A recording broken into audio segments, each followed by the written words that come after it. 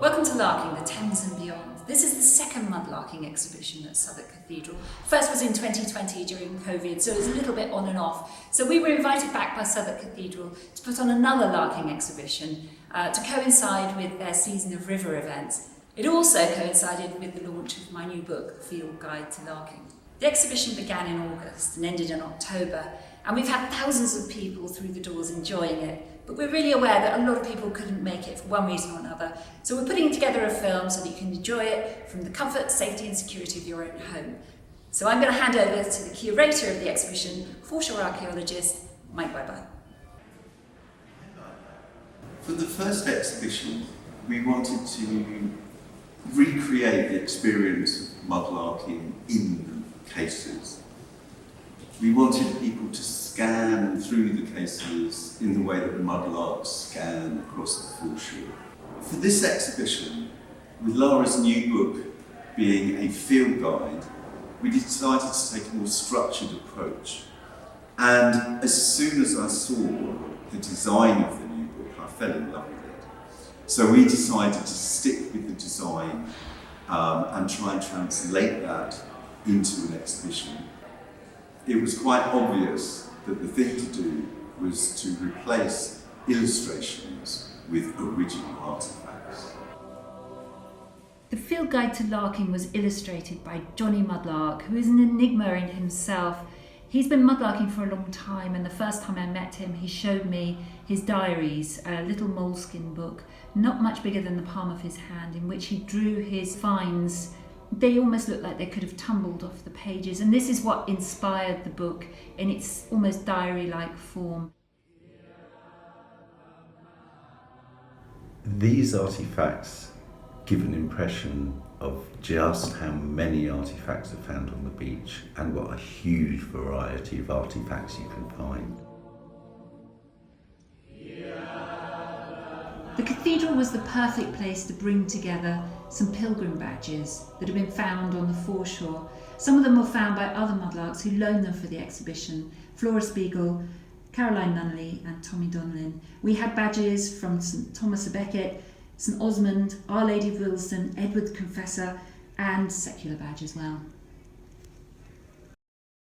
People have been making offerings into the Thames for thousands of years, and what we've included in the exhibition are modern offerings. People are still using the river as a spiritual, ritual place.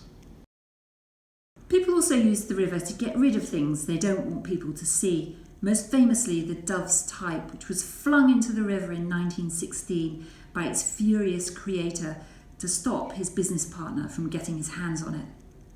Clay tobacco pipes are wonderful things because they're very easy to date. Basically, to begin with, tobacco was very expensive, and as time went on and people could get over to the Americas to bring back the tobacco, the price went down. So what the pipe makers did was to make pipes bigger and bigger and bigger over time, and that way we could put very close dates onto those pipes.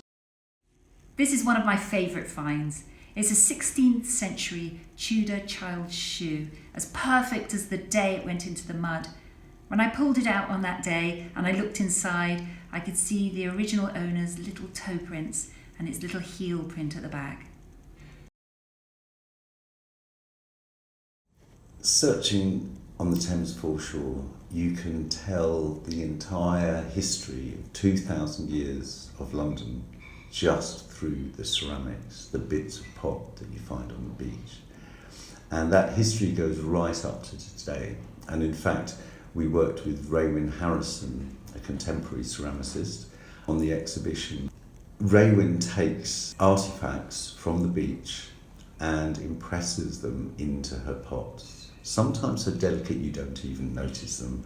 And she uses maps to give those impressions a context. And it's wonderful to see the way she takes ancient objects and gives them a completely new start to life. The river sorts by size and weight, washing together bones in long drifts and piles of tiles. It also washes small metal objects like lace aglets, buttons and coins together. The oldest things we find on the river are fossils. The ones included here were lent to us by Mike Harrison. They can be hundreds of thousands of years old, if not millions. But the oldest things left on the foreshore by people are flint tools. The oldest of those are tranchet axes. Have you ever seen the wild goose? Mudlarking is specifically searching rivers for lost and forgotten objects and looking for evidence of the way people live in the past. But we're really lucky in this country. You can lark anywhere. Walk across a field, look down and you're field larking. If you're lucky enough to chance upon a bottle dump, you might find some Victorian bottles. And who's ever resisted the urge to walk along a beach with their nose to the ground? Beach larking or beach combing must be about the most popular type of larking. On a stormy night in February 1997, a container filled with Lego fell into the sea 20 miles off the Cornish coast. It's still washing up there today, and people go out to hunt for it. Thank you to Tracy Williams at Lego Lost at Sea, who has the most incredible collection of this Lego, including the much sought after dragon and octopus. Every generation leaves a legacy behind, something for people in the future to find. As I mudlark, I often wonder, what are we leaving behind? By the end of this exhibition, we really wanted people to be thinking about this. The sad fact is what we're leaving behind is plastic. As I went walking one evening by So that's the end of our virtual walkthrough of the Larking exhibition. We will be back at Southwark Cathedral next year with more, so I hope you can join us in person then.